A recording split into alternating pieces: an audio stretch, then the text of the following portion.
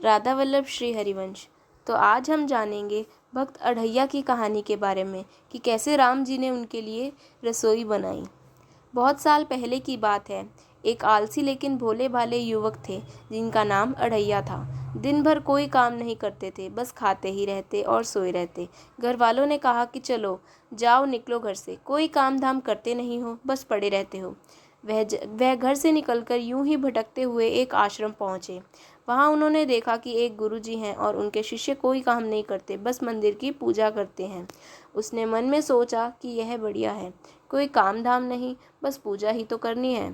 गुरुजी के पास जाकर पूछा, क्या मैं यहाँ रह सकता हूँ? गुरुजी बोले, हाँ हाँ, क्यों नहीं, लेकिन मैं कोई काम नहीं कर सकता।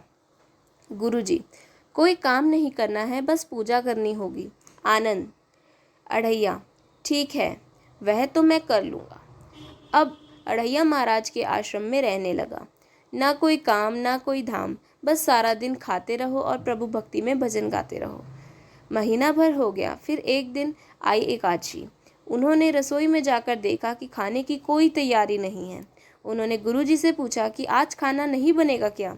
गुरुजी ने कहा, नहीं, आज तो एकादशी है, तुम्हारा भी उपवास है। उन्होंने कहा, नहीं, अगर हमने उपवास कर लिया तो कल का दिन ही नहीं देख पाएंगे।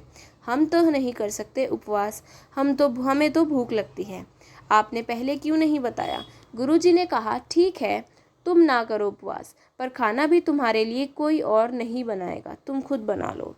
मरता क्या ना करता, गया रसोई में। गुरुजी फिर आए, देखो, अगर तुम खाना बना लो तो राम जी को भोग ज़रूर लगा लेना और नदी के उस पार जाकर बना लो रसोई। ठीक है। लकड़ी, आटा, तेल, घी, सब्जी लेकर अढ़ैया महाराज चले गए। जैसे तैसे खाना भी बनाया। खाने लगे तो याद आया कि गुरुजी ने कहा था कि राम जी को भोग लगाना है। लगे भजन गाने, राजा राम आइए, सीता राम आइए, प्रभु आकर भोग लगाइए।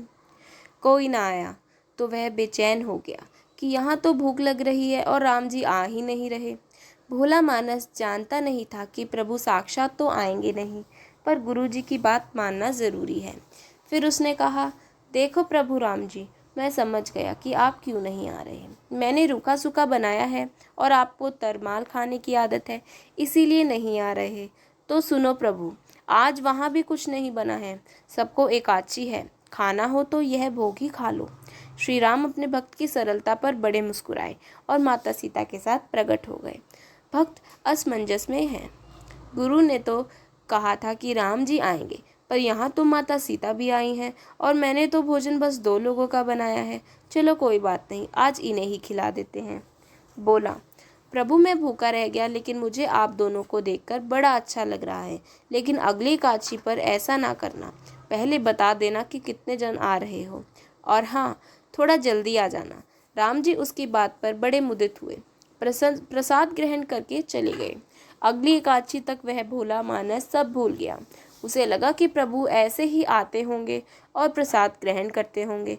फिर एकादशी आई। गुरुजी से कहा, मैं चला अपना खाना बनाने, पर गुरुजी, थोड़ा ज़्यादा अनाज लगेगा, वहाँ 2 लोग आते हैं। गुरुजी मुस्कुराए, भूख के मारे बावला है, ठीक है, ले जा और अनाज ले जा। अब की बार उसने 3 लोगों का खाना बनाया, फिर गुहार लगाई। प्रभु की महिमा भी निराली थी। भक्त के साथ कौतुक करने में उन्हें बड़ा मज़ा आता है। इस बार वे अपने भाई लक्ष्मण, भरत, शत्रुघ्न और हनुमान जी को लेकर आ गए। भक्त को चक्कर आ गए। यह क्या हुआ, एक का भोजन बनाया तो 2 आए, आज 2 का खाना ज़्यादा बनाया तो पूरा खानदान आ गया। लगता है आज भी भूखा ही रहना पड़ेगा। सबको भोजन लगाया और बैठे बैठे देखते रहे। अनजाने ही उसकी भी एकादशी हो गई। फिर अगली एकादशी आई। आने से पहले गुरुजी से कहा, गुरुजी, ये आपके प्रभु राम जी अकेले क्यों नहीं आते? हर बार कितने सारे लोग ले आते हैं, इस बार अनाज ज़्यादा देना। गुरुजी को लगा कहीं यह अनाज बेचता तो नहीं है, देखना पड़ेगा जाकर। भंडार में कहा, इसे जितना अनाज चाहिए दे दो, और छुपकर उसे देखने चल पड़े। इस बार अढ़ैया ने सोचा, खाना पहले नहीं बनाऊंगा, पता नहीं कितने लोग आ जाएं, पहले बुला लेता हूँ फिर बनाता हूँ। फिर टेर लगाई, सारा राम दरबार मौजूद। इस बार तो हनुमान जी भी साथ आए। लेकिन यह कहा, प्रसाद तो तैयार ही नहीं है।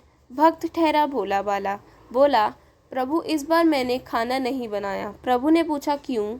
बोला, मुझे मिलेगा तो है नहीं, फिर क्या फ़ायदा बनाने का, आप ही बना लो और खुद ही खा लो। राम जी मुस्कुराए। सीता माता भी गदगद हो गई उसके मासूम जवाब से। लक्ष्मण जी बोले, क्या करे प्रभु? प्रभु बोले, भक्त की इच्छा है, पूरी तो करनी ही पड़ेगी, चलो लग जाओ काम से। लक्ष्मण जी ने लकड़ी उठाई, माता सीता आटा सानने लगी। भक्त एक तरफ बैठकर देखता रहा। माता सीता रसोई बना रही थी तो कई ऋषि मुनि व यक्ष गंधर्व प्रसाद लेने आने लगे। इधर गुरुजी ने देखा कि खाना तो बना ही नहीं। भक्त एक कोने में बैठा है। पूछा, बेटा क्या बात है, खाना क्यों नहीं बनाया? बोला, अच्छा किया गुरुजी आप आ गए, देखिए कितने लोग आते हैं प्रभु के साथ। गुरुजी बोले, मुझे तो कुछ दिख नहीं रहा है तुम्हारे और अनाज के सिवा। भक्त ने माथा पकड़ लिया। एक तो इतनी मेहनत करवाते हैं प्रभु, भूखा भी रखते हैं और ऊपर से गुरुजी को दिख भी नहीं रहे, यह बड़ी मुसीबत है। प्रभु से कहा, आप गुरुजी को क्यों नहीं दिख रहे हैं? प्रभु बोले, मैं उन्हें नहीं दिख सकता। बोला, क्यों? वे तो बड़े पंडित हैं, ज्ञानी हैं, विद्वान हैं, उन्हें तो बहुत कुछ आता है, उनको क्यों नहीं दिखते आप? प्रभु बोले, माना कि उनको सब कुछ आता है, पर वे सरल नहीं हैं तुम्हारी तरह, इसीलिए उनको नहीं दिख सकता। अढ़ैया ने गुरुजी से कहा, गुरुजी प्रभु कह रहे हैं कि आप सरल नहीं हैं, इसीलिए आपको नहीं दिखेंगे। गुरुजी रोने लगे और कहने लगे कि वाकई मैंने सब कुछ पाया पर सरलता नहीं पा सका तुम्हारी तरह, और प्रभु तो मन की सरलता से ही मिलते हैं। प्रभु प्रकट हो गए और गुरुजी को भी दर्शन दिए। इस तरह एक भक्त के कहने पर प्रभु ने रसोई भी बनाई। राधा वल्लभ, श्री हरिवंश।